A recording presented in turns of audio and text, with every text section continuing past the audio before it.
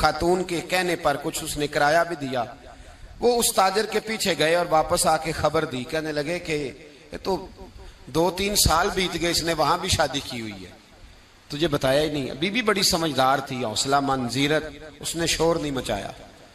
उसने कहा कि मैं ना अब जब आएगा ना तो तरीके से बात करूंगी और पूछूंगी कि ऐसा क्यों किया।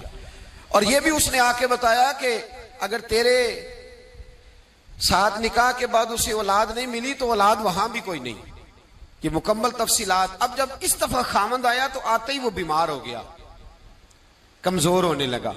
अब खातून ने मुनासिब नहीं समझा कि आते ही धड़ाम से मैं उसके सर पर ये फोड़ दूं कि तूने निकाह किया हुआ है और मुझे बताया नहीं। वो जरा तसल्ली में रही, कुछ वो बीमार था, हौसला रखा, खिदमत करती रही।